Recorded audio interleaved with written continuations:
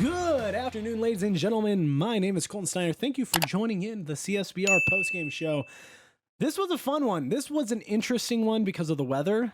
This seems like a constant occurrence for me.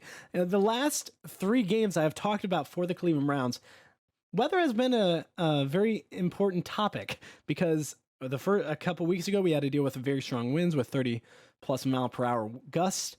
And then last week we had a giant storm come through prior to game, which delayed the game. And then this week we had a constant rain, pretty much be consistent the entire game. But the conditions aren't a problem for the Browns. We play through them no matter what. And it was a big defensive line showcase today. And without Myles Garrett, that was actually a big worry coming into this ball game. And people wondered how the Browns would adjust and how we would take advantage of this weak offensive line of the Philadelphia Eagles. And something I want to acknowledge is Olivier Vernon stepping up big time and coming in with 3 sacks on the day. Absolute tremendous game from Mr. Vernon and stepping up strong when your best defender, Myles Garrett, is out. So when you lose your best defender, you have to step up defensively. And the biggest worry I thought was going to be a problem was defense. And that was actually the strongest part of today. And as much as I rave about the offense didn't play well. And I'll talk about the offense going forward, but I want to just praise our defensive line. And Adrian Claiborne picking up 2 sacks and a forced fumble was absolutely great to see. And not to mention, we provided the pressure. We hurried the quarterback more than 15 times, hit him over, what was that? We allowed more than 10 hits, and then we had 5 sacks. And that's something I just have to hats off to our defensive line for providing that pressure. And yeah, and not much I can say for that, but while I do have to praise our defense, I do have to give them a lot of some crap in the secondary. And while we did get 2 interceptions, great play by Denzel Ward for the crucial interception with like a minute left, get an interception inside the 5-yard line. And then Sione Takitaki with his pick 6, absolutely huge. But Denzel Ward, another player that deserves a lot of credit for making big plays today. And I want to give Sione Takitaki a huge credit. He, in the first half, pick 6, tackle for loss. He came in aggressive and strong. So tons of Browns players making plays, but when it comes to our secondary, Andrew Sendejo needs to do better. And I don't know if he'll be cut or if we'll just, trying to get someone else to start, because he has not impressed many Browns fans and many analysts this season. He's just played very poorly. But looking at the defensive side, defensive line was great. Linebackers, pretty good. Sione Takitaki did pretty well. Mac Wilson, almost with an interception, got turned over because it hit the ground. But yeah, Mac Wilson with a huge hit too in the last minute of the game. But I'm very happy with this performance. It's very promising as we move forward. And this is easily the best defensive game I've seen the Browns play all year.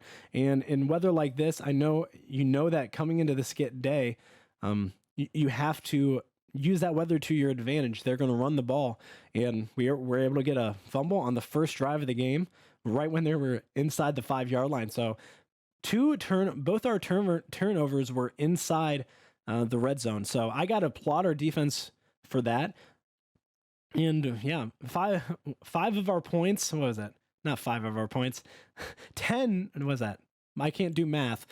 9 points came from the defense with the safety and the pick 6. So I get big day for the Browns defense. But looking at the offense, there's a lot to improve on going into next week when we face the Jacksonville Jaguars. So looking at the run game for most of the game was pathetic. It was not good, especially in the first half.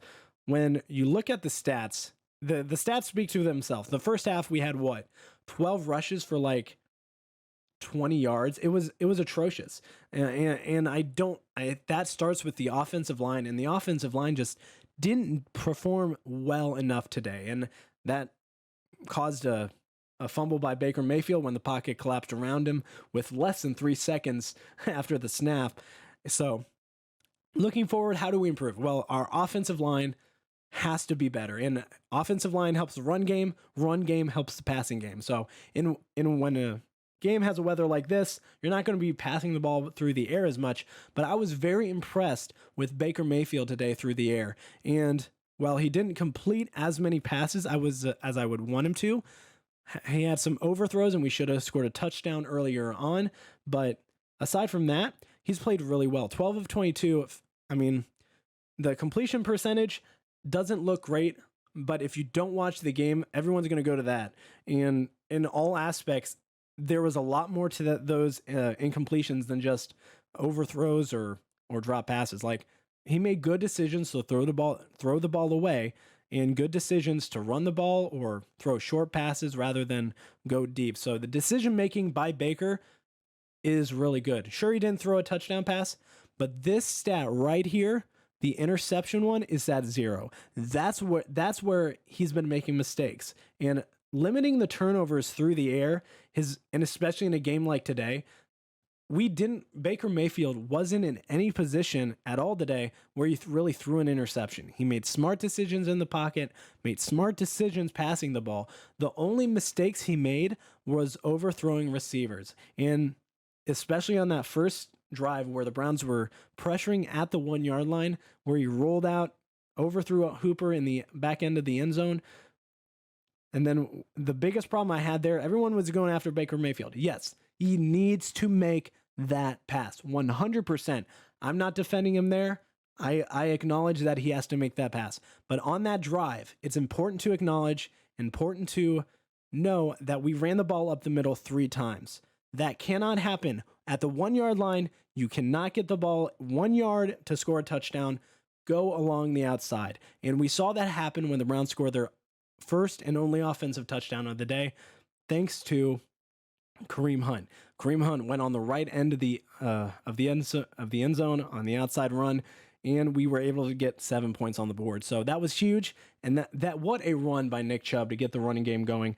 I mean, the Browns throughout the entire game really never got more than 6 or 7 yards on the ground, but that last run where he got, I don't even know how many yards it was amazing. And he stiff-armed the defender into next week, stiff-armed his entire family, stiff-armed him into the lower beneath the ground. He maybe possibly caused an earthquake. I don't even know. But what a run by Nick Chubb, followed up by a Kareem Hunt touchdown. So that's where the Browns' run game helps out our offense. And if, as much as I want to say we need to run the ball, if we can't get it going, you aren't going to get any offense that way. So as much as I complain about the run game and that we don't do enough, when we aren't getting anything going, it's important that we try and open up other options on the field. So maybe today we didn't have a great day through the air or on the ground, but those are areas where we can improve on the offensive line. Start by throwing shorter passes, maybe drag routes to Jarvis Landry or to Austin Hooper or to Harrison Bryant. I didn't see much of Harrison Bryant, but it's these little things where we can help our offense and help our running game be better. So going into next week against Jacksonville, it's easy fixes. Once again, it's a consistent thing I say every week. These are easy fixes. We just got to block better, provide better protection for Baker Mayfield so we can make smart decisions. And defensively, provide pressure on the quarterback. We saw what happened today. And sure, they scored that touchdown in the last drive, but we were playing very, very cautious and conservative on that last defensive drive. So we're not going to send too much pressure, and I don't know. It's hard for me to defend that last drive where they scored the touchdown, because I was very, very nervous on that drive as well, because I did not like what I saw from our secondary.